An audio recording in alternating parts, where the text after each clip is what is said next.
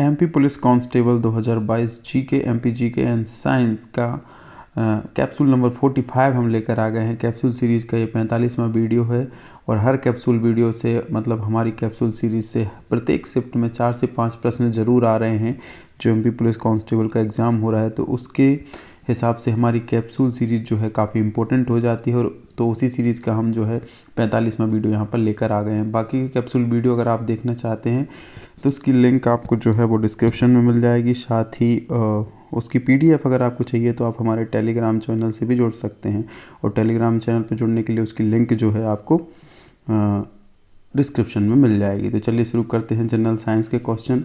मस्तिष्क तथा मेरुरज्जु पर चढ़ी झिल्ली में सूजन आ जाने से होने वाला रोग कौन सा है?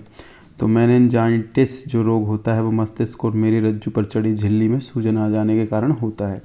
दूसरा क्वेश्चन है बीमारी पता लग करने के यंत्र एमआरआई जांच जो होती है उसका फुल फॉर्म क्या होता है? तो उसका मैग्नेट रेजोनेंस इमेज जो होती है उसको अपन हिंदी में चुंबकीय रेजोनेंस चित्रीकरण भी कहते हैं। थैलेसीमिया के रोगी में शरीर किसके संश्लेषण की क्षमता नहीं रखता है? तो हीमोग्लोबिन का जो है संश्लेषण थैलेसीमिया के रोगी के अंदर नहीं हो पाता है। इंटरफेरॉन का उपयोग किया जाता है किसके नियंत्रण के लिए? तो कैंसर के नियंत्रण के लिए इंटरफेरॉन का उपयोग किया जाता है। राष्ट्रीय कुष्ठ रोग उन्मूलन कार्यक्रम का आरंभ कब हुआ? तो 1955 में राष्ट्रीय कुष्ठ रोग उन्मूलन कार्यक्रम का आरंभ हुआ और ऐसे कार्यक्रम जो चलाए गए थे रोगों के उन्मूलन के लिए, उनसे प्रश्न लगातार पूछे जा रहे हैं, उसके हिसाब से महत्वपूर्ण प्रश्न हो जाता है। उसी हिसाब से राष्ट्रीय क्षय रोग उन्मूलन कार्यक्रम की शुरुआत कब हुई? तो इसकी शुरुआत जो है 1962 में हुई थी। वर्णांध व्यक्ति किन रंगों में अंतर नहीं कर सकते हैं? तो लाल और हरे रंग में जो है वर्णांध व्यक्ति जो है अंतर नहीं कर सकते हैं। एसिटिल सैलिसिलिक एसिड का साधारण नाम क्या है? तो उसे हम एस्पिरिन को ही हम एसिटिल सैलिसिलिक एसिड कहते हैं। एड्स, गलसुआ और पोलियो में समान तत्व क्या है? ये सब विषाणुओं द्वारा फैलते हैं। ठीक है, ये एक समानता है इनके अंदर कि एड्स हो गया, गलसुआ हो गया और पोलियो होगा, ये सब जो रोग हैं वो विषाणुओं के द्वारा फैलते हैं। विषाणु मतलब वायरस से। क्वेश्चन नंबर 10 है चिकन पॉक्स मुख्यतः किससे होता है? तो प्रोटोजोआ के द्वारा जो है चिकन पॉक्स की बीमारी होती है। रोगों के संचरण के लिए उत्तरदायी कीटों को क्या कहते हैं? तो उनको हम बैक्टीरिया कहते हैं। क्वेश्चन नंबर 12 है बर्ड फ्लू पैदा करने वाला H5N1 वायरस का सबसे पहले पता कैसे चला था, कब चला था मतलब? तो ये 1997 में खोजा गया था। एड्स का पूरा नाम क्या है? तो एक्वायर्ड इम्यूनो डिफिशियंसी सिंड्रोम, ये एड्स का पूरा नाम है। एड्स के विषाणु किसे नष्ट कर देते हैं? तो लिम्फोसाइट जो होते हैं बॉडी में उसको जो है एड्स के विषाणु नष्ट कर देते हैं। पेयजल में फ्लोरीन की कमी से कौन सी बीमारी होती है? तो दंत क्षरण की बीमारी हो जाती है अगर पेयजल में फ्लोरीन की कमी हो तो। जोनास साल्क ने किस रोग के लिए वैक्सीन का आविष्कार किया? तो पोलियो रोग के लिए वैक्सीन का आविष्कार जो है जोनास साल्क के द्वारा किया गया। जुकाम किस प्रकार होने वाला रोग है? तो ये वायरल संक्रमण है जो वायरल से फैलता है। ठीक है। एक्यूपंक्चर क्या है? तो सुइयों के माध्यम से जो उपचार किया जाता है वो मांसपेशियों को रिलैक्स किया जाता है, वो एक्यूपंक्चर विधि कहलाती है। 19वां नंबर का प्रश्न है कहाँ काम करने वाले व्यक्तियों को ब्लैक लंग रोग हो जाता है? तो कोयला खान में काम करने वाले व्यक्तियों को जो है ब्लैक लंग रोग हो जाता है। चॉकलेट स्वास्थ्य के लिए हानिकारक हो सकता है क्योंकि उसमें कौन सा तत्व पाया जाता है?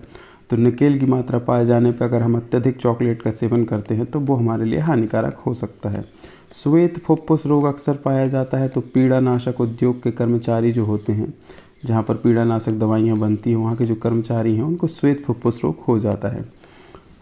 कुछ होता होगा, रिएक्शन हो जाती होगी तो उसकी वजह से ये रोग हो जाता है। जोड़ पर यूरिक एसिड क्रिस्टलों का एकत्रित हो जाना कहलाता है। तो ये जो है गठिया का लक्षण है, गठिया जो हो जाता है, गठियावाद वगैरह।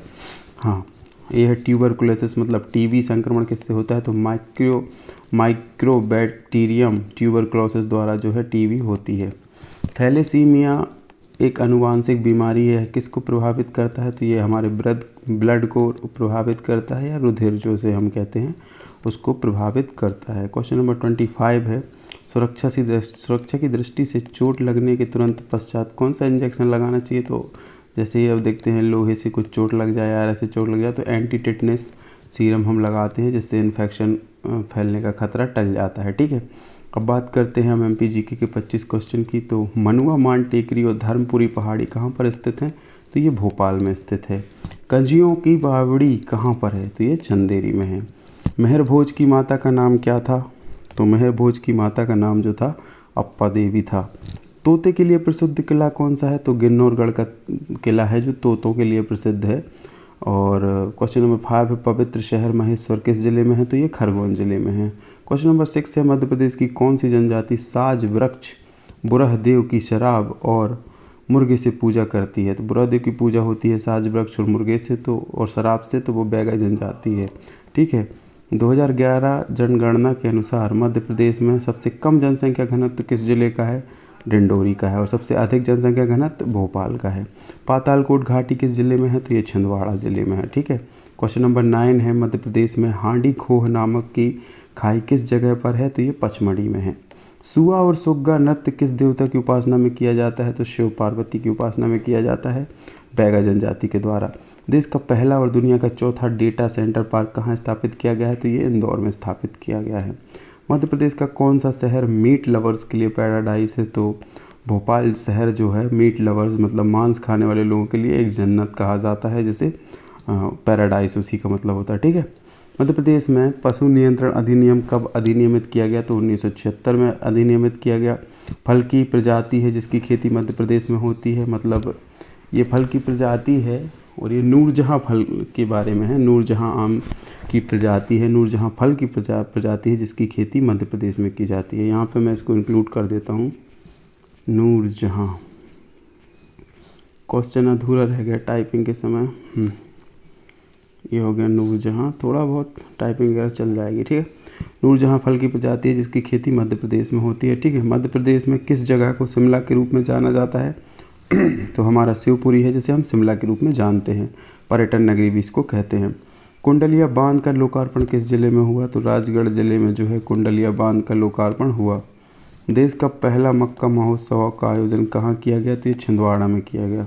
मध्य प्रदेश में शीत ऋतु को किस नाम से जाना जाता है? तो हम स्याला के नाम से जानते हो, ग्रीष्म ऋतु को उनाला के नाम से जानते हैं। ठीक है, शीत ऋतु को स्याला के नाम से। मध्य प्रदेश की प्रथम विद्युत जल परियोजना के रूप में चंबल नदी पर कौन सा बांध बनाया गया? तो वो गांधी सागर बांध बनाया गया, शायद ये मंदसौर जिले में है। मध्य प्रदेश की कौन सी मिट्टी है जिसकी प्रकृति उदासीन होती है? तो वो जड़ोल मिट्टी है। मध्य प्रदेश में फिल्म निगम की स्थापना कब हुई? तो 1981 में जो है फिल्म निगम की स्थापना हुई। Gun of glory shooting academy कहाँ पर है? तो ये जबलपुर में है। मध्य प्रदेश में यूरेनियम की प्राप्ति कहाँ से होती है? तो शहडोल से होती है।